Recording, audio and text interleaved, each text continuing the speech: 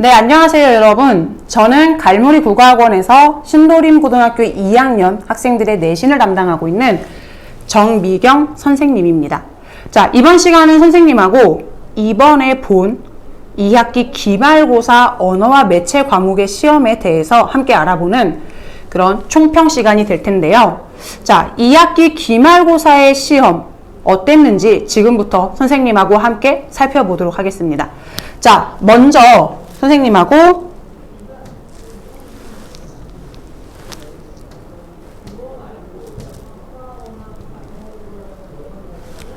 문항 구성부터 함께 살펴보면요. 문항이 선택형 20문항 그리고 서답형 6문항으로 총 26문항에 문항수가 그렇게 많은 편은 아니었습니다. 그리고 선택형이 지금 20문항에 70점, 서답형이 6문항에 30점으로 이제 나눠서 본다면은 한 문항당 5점씩이라고 생각을 할 수 있겠지만은 서답형이 문제마다 점수가 달라서 어떤 문제는 7점짜리 그리고 어떤 문제는 3점짜리 문제로도 구성이 되어 있어요. 그래서 문항수가 크게 많은 편은 아니지만 이에 비해서 출제 범위가 지금 선생님이 보여주는 건 1, 2, 3, 4 페이지만 보이지만 자 뒤에 6, 7, 8까지 무려 8개의 소단원 아니죠. 선생님이 지금 여기에 국어 자료와 국어 매체라는 두 문항을 적어놓지 않았죠. 총 9개의 단원으로 이루어져 있는 굉장히 많은 시험 범위에 해당했습니다. 자, 그 중에서 품사, 수업 시간에서 굉장히 중요하게 다뤘던 부분인데 역시나 4문항이나 출제되었고요. 형태소와 단어 형성법 같이 묶어서 4문항, 역시나 많은 시험 범위를 차지하고 있었던 부분이기 때문에 많은 문항이 출제되었습니다. 의외로 문장 성분과 문장 짜임에서 조금 많은 힘을 줬었는데 문장 성분에 대한 단독 문제는 출제되지 않았고 이런 품사나 문장의 짜임의 문제를 푸는데 기본 소양으로서 필요한 부분으로 문장 성분이 제시되었고 문장의 짜임만 묻는 문항이 2문항이 출제되었죠. 자, 그리고 문법 요소 3문항 출제되었고요.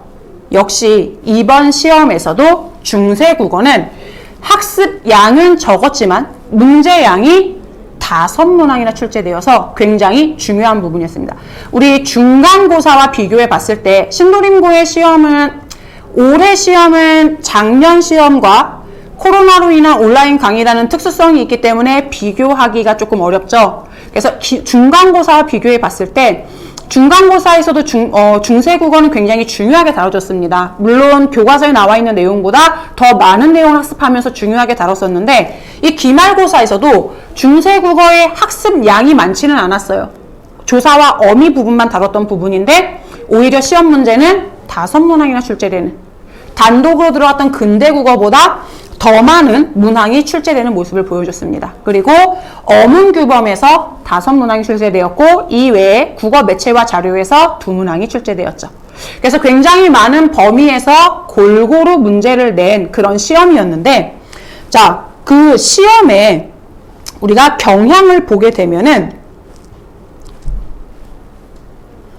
자, 선택형 같은 경우는 이거는 앞으로의 시험에서도 계속 유용하게 쓰일 것이고 지금 이 강의를 내년에 신도림고 2학년의 언어와 매체를 준비한다라는 측면에서 보는 학생도 마찬가지겠지만 선택형 문제에서는 구체적인 사례들, 선택지, 보기를 주고서 거기에다가 기본 문법 개념을 적용하는 유형의 그런 문제들 위주로 출제되어서 학생들의 적용 능력을 평가하는 문제가 선택형에서 출제되었고요. 의외로 서답형에서 문법 기본 개념을 단순하게 선택하는 것이 아닌 자세하게 풀어서 설명하는 유형의 학생들의 정확한 기본 개념을 확인하는 그런 문제들이 출제되었습니다. 자, 전체적인 문제 유형이나 경향은 이러했지만 결국 시험에서 학생들의 등급을 가르는 그리고 학생들이 문제를 맞고 틀리는 그런 포인트가 되는 문제들 당연히 있었겠죠. 자, 그런 문제들에 대해서 함께 살펴보면은 첫 번째는 당연히 중세국어입니다. 중세국어는 중간고사에 비해서 여전히 많은 비중을 차지하면서 자, 어미 조사가 쓰이는 의문 환경을 정확하게 이해했는지 이해하지 못했는지 암기를 물어보는 문제와 함께 그것을 구체적인 표기에다가 하지만 이 구체적인 표기는 교과서에 나와 있는 부분이 아니었기 때문에 교과서에서 언급된 부분이 아니었고요. 다만 문제 중에 우리 13번 문제만 9월 모의고사에서 제시되었던 그런 중세국어에서 나타났던 예문들, 보기들을 따온 게 활용되었고 나머지 예문과 보기는 학생들이 거의 처음 보는 그런 예문들을 줬고요. 거기에다가 그것을 이해할 수 있는지 없는지를 확인하는 문제들을 출제했죠. 그래서 핵심은 중세국어는 현대어 풀이가 중요하다라는 거, 그리고 중세국어의 이런 의문 환경에 따라 달라지는 조건들을 확실하게 알고 있었다면 충분히 풀 수 있는 문제들이었습니다. 그렇기 때문에 난도가 어려웠지만 그리고 그런 보기들 하나하나 판단해야 된다는 점에서 분명히 풀면서 고민하고 시간이 오래 걸렸겠지만 문제를 풀고 나서는 학생들이 중세국어 생각했던 것보다 쉬운데? 라고 느낄 수 있는 그런 문제들이 출제되었습니다. 그렇기 때문에 공부를 확실하게 한 학생들은 어렵지만 풀어나갈 수 있는 그런 충분한 문제였고요. 이런 부분들에 대한 학습이 부족한 친구들은 어렵고 답을 고르지 못했을 그럴 유형의 문제들이 출제되었습니다. 자, 두 번째로 선생님이 잡은 포인트는 무엇이냐면 품사였습니다. 우리가 품사라고 하면은 물론 선생님이 수업 시간에서 얘들아 품사는 품사 통용 문제, 하나의 단어가 여러 가지 품사로 쓰이는 게 중요해 라고 얘기했고 그것이 5번 문제에서 출제되면서 선생님이 포인트로 중요하다, 구분하는 방법이다 라고 얘기했던 그런 요소를 물어보는 문제 당연히 나왔습니다. 하지만 우리가 품사라고 하고 문제집이나 이런 데서 풀었던 단순한 문장을 주고 그 문장에서 품사를 구분해내는 문제, 그쵸? 그리고 밑줄 그어놓고 이 단어의 품사가 뭔가 하고 물어보는 문제, 그런 문제 출제되지 않았습니다. 밑줄 그어놓고 그 품사가 가지고 있는 특징, 특히 여기서는 용언의 활용형, 용언이라는 품사의 자세한 부분으로 들어가서 그 용언이 다양한 연결 어미와 결합하면서 그리고 때로는 보조서와도 결합하면서 활용되는 그런 유형을 자세하게 묻는 문제를 출제해서 단순하게 품사를 암기하고 단어에다가 품사를 읽어내는 게 중요한 게 아니라 각각의 품사가 가지고 있는 특징과 활용 양상까지도 확인하는 어떻게 보면 좀 더 심화된 문제를 출제했다고 볼 수 있죠. 그렇기 때문에 우리 6번 문제, 선생님이 지금 보고 있는 것은 여러분들이 시험 보고 나서 선생님한테 보내준 여러분들 시험지를 직접 보고 있어요. 그 6번 문제를 보면은 6번 문제가 아니네요. 죄송해요. 2번 문제예요. 2번 문제를 보면은 이 문제를 맞은 학생이든 틀린 학생이든 여러분들의 시험지에서 공통적으로 보이는 게 선택지를 굉장히 자세하고 꼼꼼하게 끊어서 판단한 부분, 그리고 별표 혹은 물음표 표시해놓고 고민한 흔적이 보이는 문제입니다. 아마 이 문제가 조금 고민을 많이 했을 것이라고 선생님은 보고 있어요. 그래서 이런 부분들이 우리가 시험에서 중요하게 봤던 부분에 해당하는 것이고요.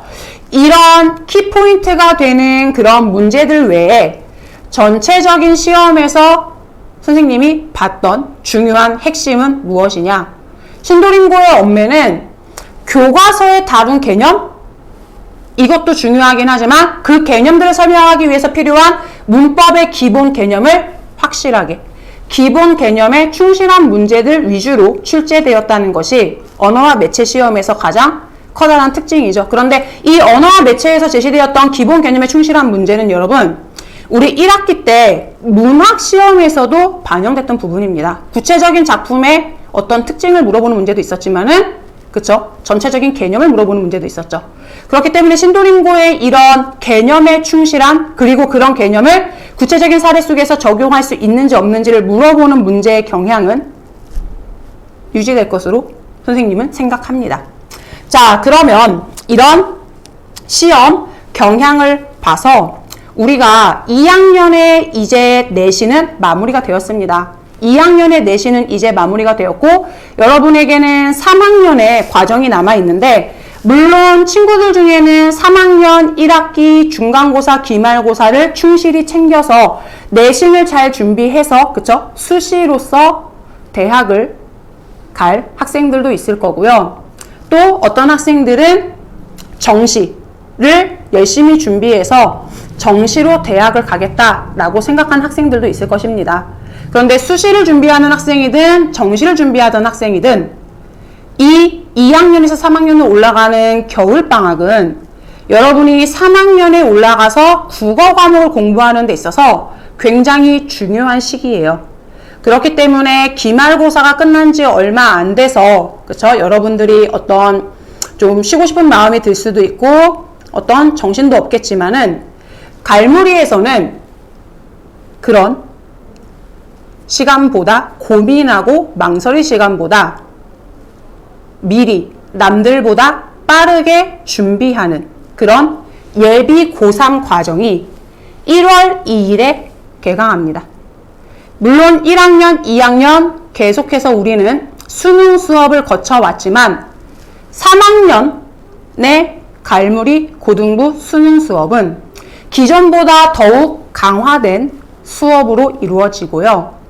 이 1월 2일에 개강하는 수업에서 다른 학생들보다 먼저 빠르게 준비해서 3월 모의고사부터 6월, 9월 모의평가 그리고 11월에 볼 수능까지 여러분들이 원하는 그런 등급 받을 수 있게 준비하도록 하겠습니다. 자, 선생님의 총평은 여기까지 마치도록 하겠습니다. 안녕히 계세요.